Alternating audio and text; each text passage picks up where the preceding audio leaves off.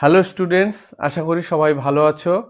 আজকে আমরা করব কোষে দেখি 11.1 একের 2 নম্বর সম্পাদ্যটা কি আছে দেখি।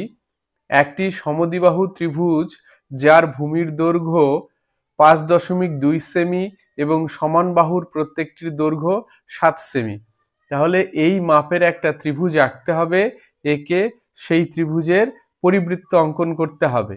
তাহলে আর দেরি না করে চলো শুরু করা যাক আজকের সম্পাদ্য।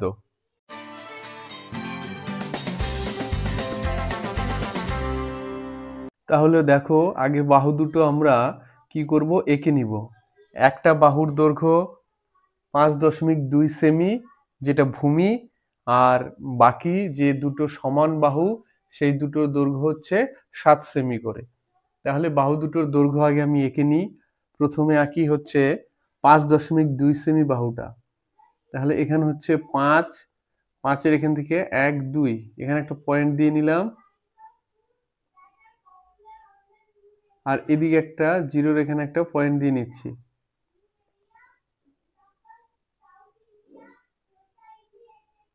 তাহলে দেখো, এটা হলো আমাদের 5.2 সেমি বাহু, আর একটা বাহুর দৈর্ঘ্য সেটা হচ্ছে 7 সেমি। তাহলে সেটাও এখানে একটা পয়েন্ট দিয়ে নিচ্ছি 7-এর এখানে, আর জিরোর এখানে একটা পয়েন্ট দিয়ে নিব। এবার যোগ করে দিই। তাহলে এটা হলো 5.2 সেমি, আর এটা হলো 7 সেমি। তাহলে বাহু দুটো আমাদের হয়ে গেল। এবার আমরা কি করব, ত্রিভুজটা আঁকবো। ত্রিভুজ আঁকার জন্য কি করব, প্রথমে একটা বড় করে সরল রেখা নিয়ে নিব। সরল রেখাটার একটা নাম দিয়ে দিই এ বি। তাহলে এটা হবে আমাদের ত্রিভুজের ভূমি। তাহলে ভূমির দৈর্ঘ্য এখানে দেওয়া আছে 5.2।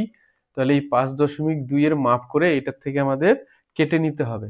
তাহলে কি করব, দেখো, 5.2 মাপ করে কেটে নিই। মাপটা ভালো করে নিতে হবে। 5.2 মাপ করে নিলাম, বাদিক থেকে 5.2 কেটে নিচ্ছি।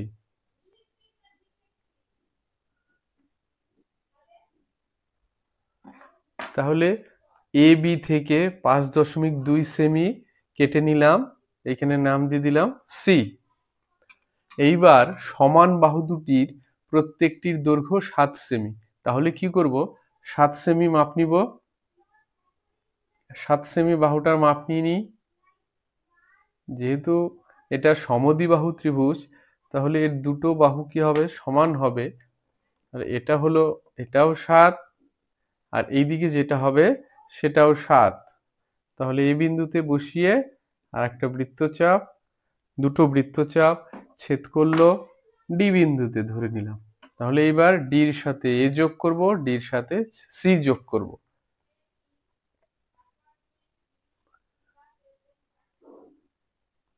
হয়ে গেল সিডি।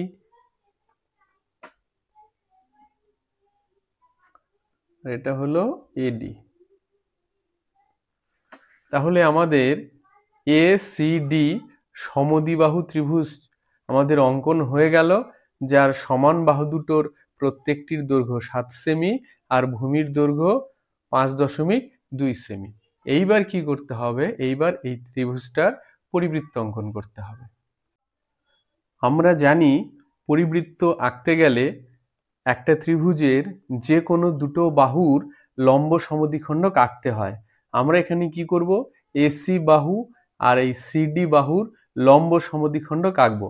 লম্ব সমদ্বিখণ্ডক আঁকার জন্য আমাদের কি করতে হবে, কম্পাস নিতে হবে, নিয়ে সি বিন্দুতে বসাবো।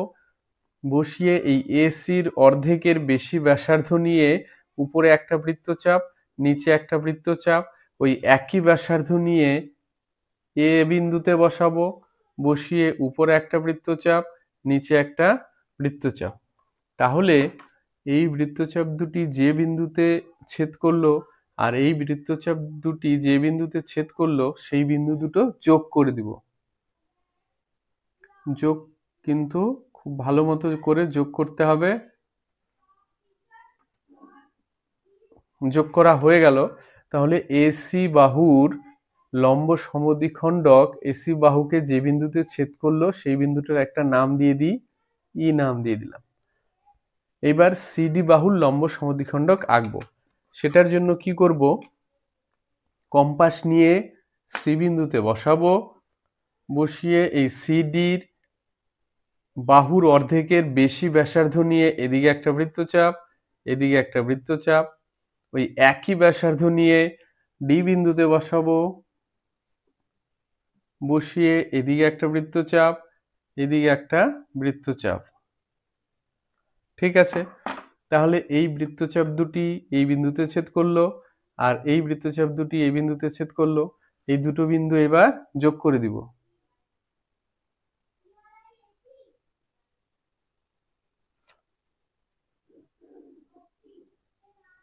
যোগ করে দিলাম।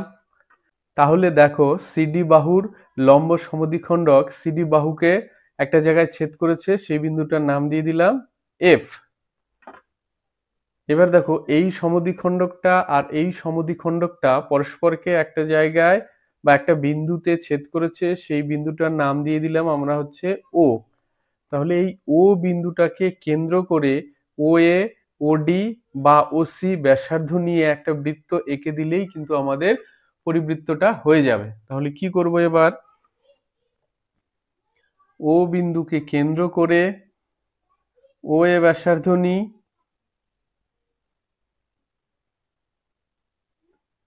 মাপটা ভালো করে নিতে হবে। এদিকটাও দেখে নিই ঠিক হলো কিনা, ডি ঠিকই আছে, এদিকটাও ঠিকই আছে। তাহলে এঁকে দিলাম।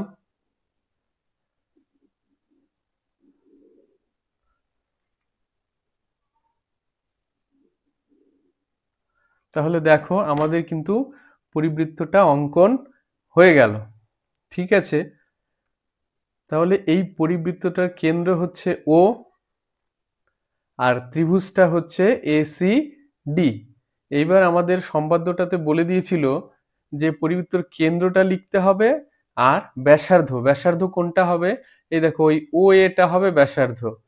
এটাকে যদি ডট ডট করে যোগ করে দিই তাহলে এটাই হবে ব্যাসার্ধ। এটা মাপ করে আমাদের দেখতে হবে কত হচ্ছে, পরিব্যাসার্ধ যেটা আর কি, এইটা, এই পরিব্যাসার্ধটা আমাদের লিখতে বলেছে মেপে কত হবে। তাহলে মেপে দেখি এটা কত হয়।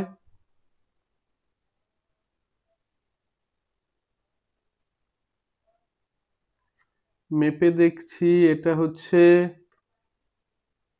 3.8, 3.8। তাহলে লেখাটা কি লিখবো, দেখো ত্রিভুজ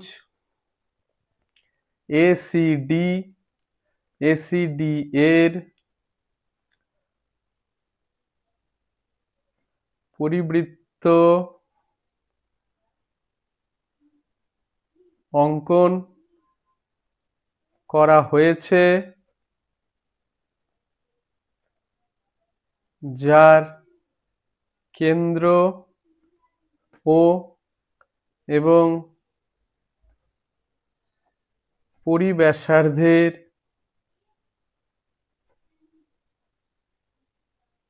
দৈর্ঘ্য 3.8 সেমি। তাহলে এইটুকু যদি লিখে দিই তাহলে আমাদের সম্পাদ্যটা কমপ্লিট। আশা করি সবাই বুঝতে পেরেছো। আর ভিডিওটা যদি তোমাদের ভালো লাগে লাইক করবে, শেয়ার করবে, আর আমার চ্যানেলটাকে সাবস্ক্রাইব করে রাখবে পরবর্তী ভিডিওর নোটিফিকেশন পাওয়ার জন্য।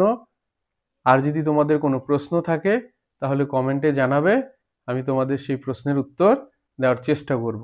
ধন্যবাদ সবাইকে।